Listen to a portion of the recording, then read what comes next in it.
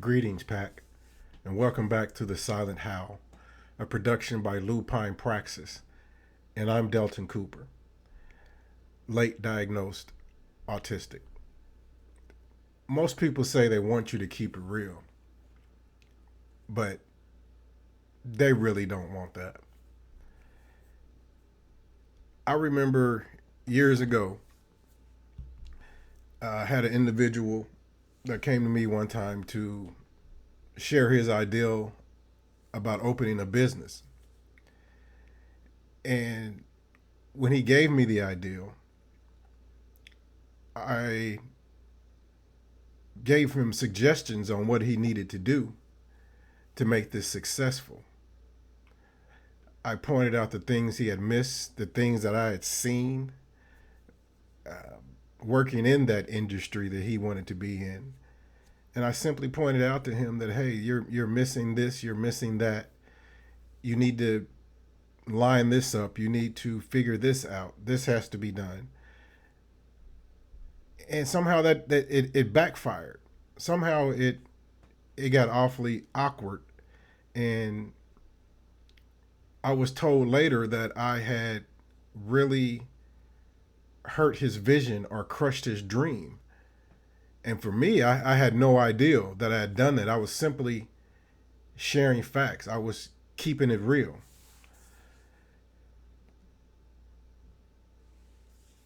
See, there's a myth. There's a myth to keeping it real. People love the ideal of honesty, but not reality. Yeah, make that make sense. And that's it. People fall in love with the ideal of someone being completely honest with them. But that's not the reality. It's not the reality. There are some socially acceptable truths, and then sometimes there's raw truth. I think in that situation, the sociable, acceptable truth would have been for me to say, that's a really interesting ideal. I really hope that works out for you. But in my neurodivergent mind, I gave him raw truth. I gave him the truth. I said, okay, well, if you want to do this, this is what you need to do.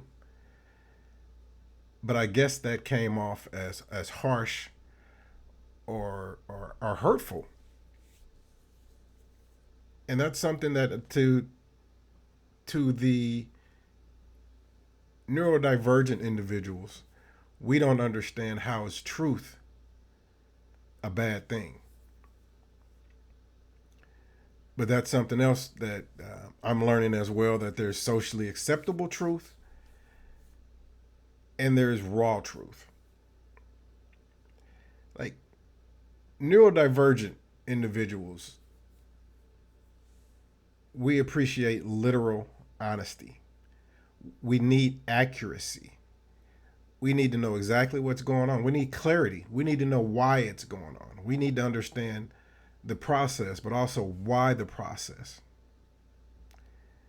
And neurotypical individuals read that as we're blunt or we're harsh or we're cold or we're uncaring. And that's just not it. We simply process information differently to where we need honesty, accuracy, and clarity. Because when we don't have those things, it dysregulates us. It throws us off. It puts us in a bad place. We're trying to figure out too many things at one time, and eventually just end up just shutting down.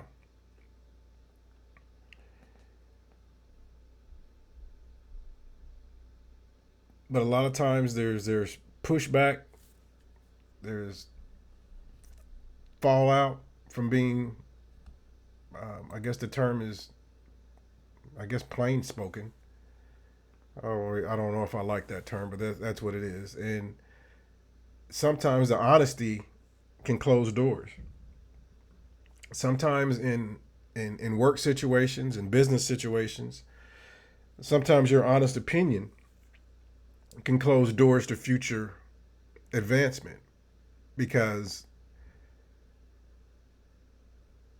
it hurts someone's feelings.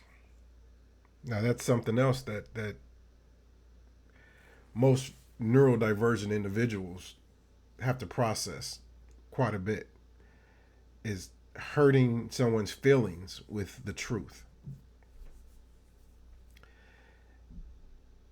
We have to figure out a way to strategically communicate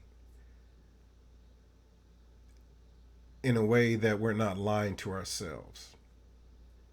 And like I said in the first episode, I don't have all the answers. I don't have quick help stuff. I don't have anything to make these things go away or to make these things easier. It's just a matter of learning how to read the room. Sometimes it's just a matter of asking yourself, is the truth right now worth losing the trust later on? And that's a tough pill to swallow for a lot of us. Is sometimes we have to pick and choose our battles. Sometimes we have to just observe. It reminds me of the old phrase when I was doing security: "We're here to observe and report." And sometimes we have to do that as neurodivergent individuals. Sometimes we have to learn and train ourselves to observe and just report. And when I say observe, just really kind of just take in all the information that you can. And when I say report to yourself. Kind of work it out in your own mind so you can see the patterns and the functions and the rituals that all these people go through. And sometimes we have to learn to just kind of keep it to ourselves. And sometimes that's kind of hard with the ADHD and the impulse control. And sometimes the stuff just pops in your head and it pops out your mouth at the same time. But we also have to realize too that does hurt people. That does harm people in ways that we don't see. But part of being human and part of this experience is realizing that we are all not the same. Just because what we see as clear, literal, honest accuracy and facts, we have to start to recognize too that there are people in our lives, there are people that we care about that we don't want to hurt. And sometimes that's all it comes down to. It's not about right or wrong. It's not about knowing everything. It's not about sharing everything. It's not about being the realist, 24 hours a day, every day, 365. I'm the realist. Everything I say is real. Sometimes it's not about that. Sometimes it's about caring for others. Sometimes it's about just not wanting to hurt others. And I know empathy is something else too that some, but not all, neurodivergent struggle with. Some are more empathetic. Some are too empathetic, like myself, too empathetic. I feel too much. And that's why I get so excited when I can actually give somebody some help or guide someone in the right direction. But my realness and my honesty, while I'm giving that realness and honesty, I'm not processing their emotional state, the situational awareness, the reading the room and realizing someone was just sharing an idea versus someone trying to just work it out. So I would say read the room, ask truth now or trust first,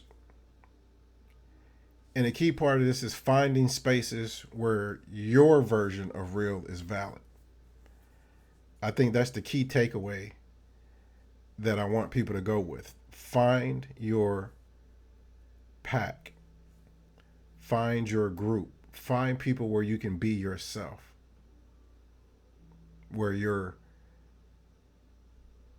realness is valued and appreciated.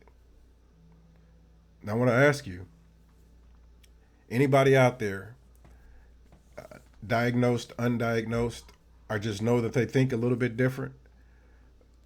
What are some of your stories about keeping it real at the wrong time? So I invite everybody to share this podcast, uh, like, subscribe, the things they always say. And keep it real, but also keep it real and honest. So with that, keep howling, keep growing, stay tuned.